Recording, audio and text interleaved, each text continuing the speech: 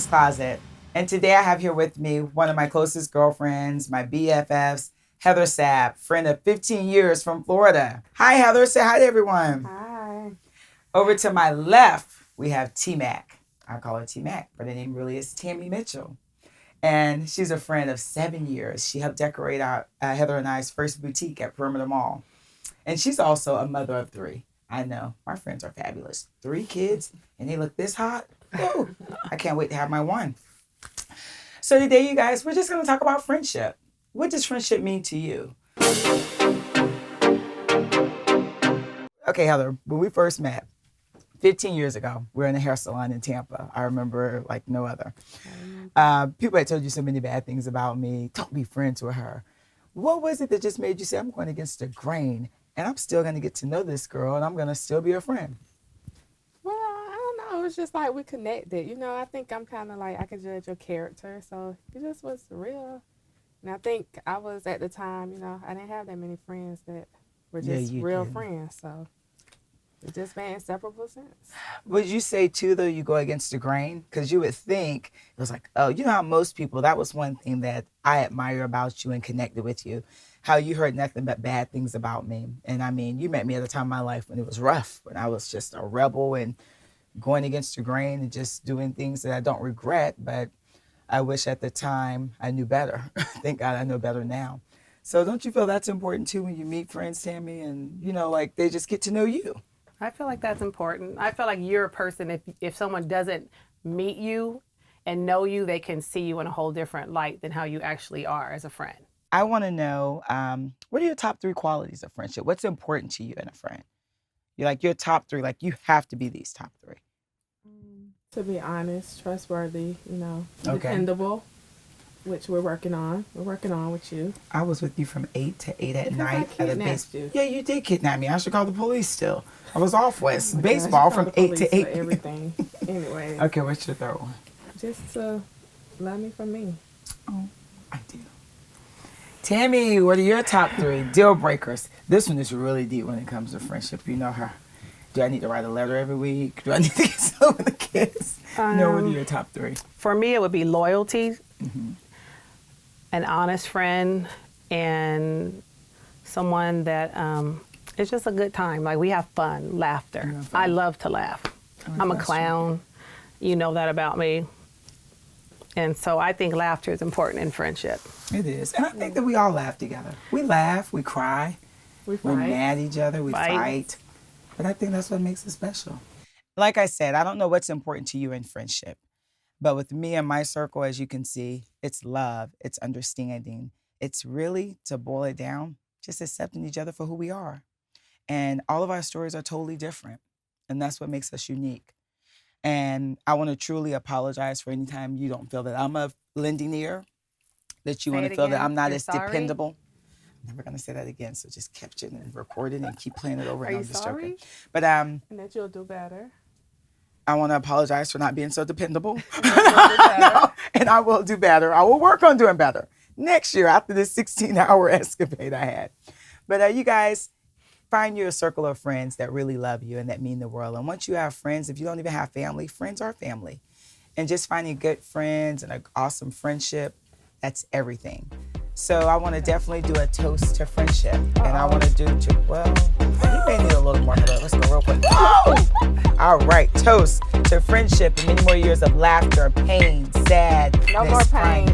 No, pain makes us stronger. Happiness. Love, prosperity. Money, a lot of prosperity. A lot of money. A man. Husband. A rich one. Rich husband. All right. Into a baby for Marlo. A baby from Marlo. Twins. Hell no, because she's going to aggravate me.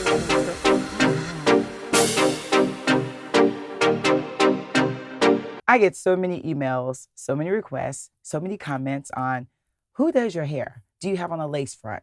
How do you get your hair so straight? So today I decided I'm going to bring you in a special treat, and any question you have about my hair is going to be answered for you right now.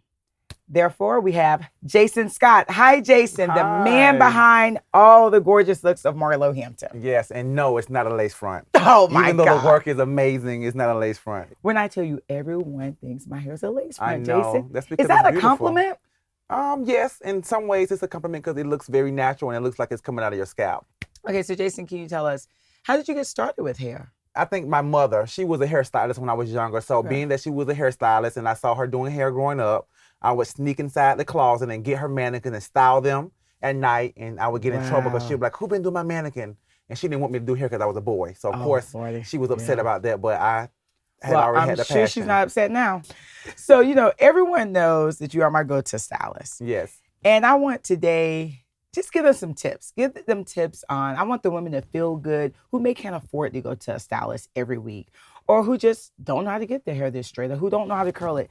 Let's share some tips with them and tricks and products to use. What are your tricks, some tricks that you don't mind sharing, and products that you just it's all in technique, number one, but of course I can't give you all the technique because I have a technique inside of me which I can't give to you, unfortunately. But product plays a very important part as well when you're doing someone's hair. Of course you need an amazing emollient or a silkening fluid, which I love, which is by Aveda. This is what I live by. I live by Aveda. This is an amazing product. Okay, yeah, it's a go-to when you're silkening your hair, and a finishing product when you're finishing and you want a nice sheen on top of your hair. I love this product, and it gives an amazing sheen, and it makes your hair look silky when you press it out. Okay, that's good. Also, so now we have it. We have Aveda finishing gloss, and he does always use this. I'm going to seal this one as a matter of fact. You can have it. And also, of course, you know I live by a paddle brush. He does. This is an amazing object that when you are blow drying to get a bone straight press, this is the beginning fundamentals to a great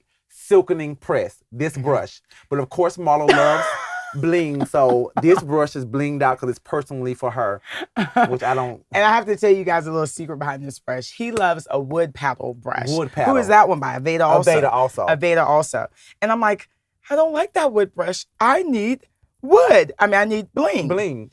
On a scale of 1 to 10, how important would you say the paddle brush is? On a scale from 1 to 10, the paddle brush is a number. It's high, 10. It is? Okay, so there you have it. And maybe you shouldn't do the bling. Go get the Aveda wood one if it's a 10. Yeah, it's a 10. Alrighty.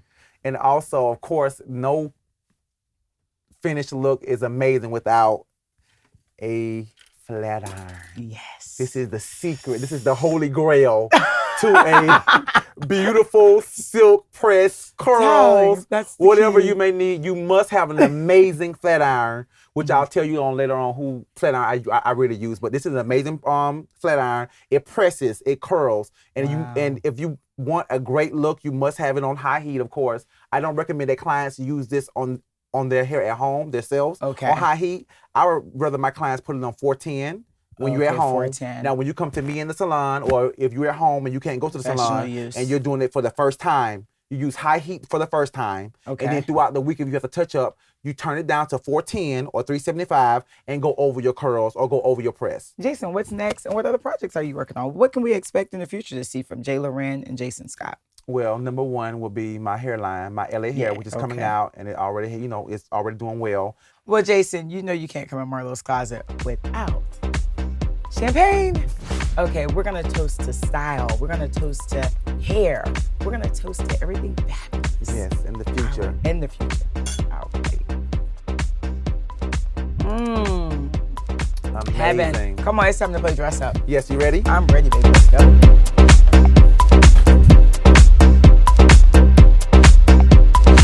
Hi, you guys. I cannot leave without giving you a style tip from Marlo. Just in case if you're not able to make it out to one of my Art of Style seminars, I wanted to take the time out to share one of my favorite style tips, and that's a statement piece necklace.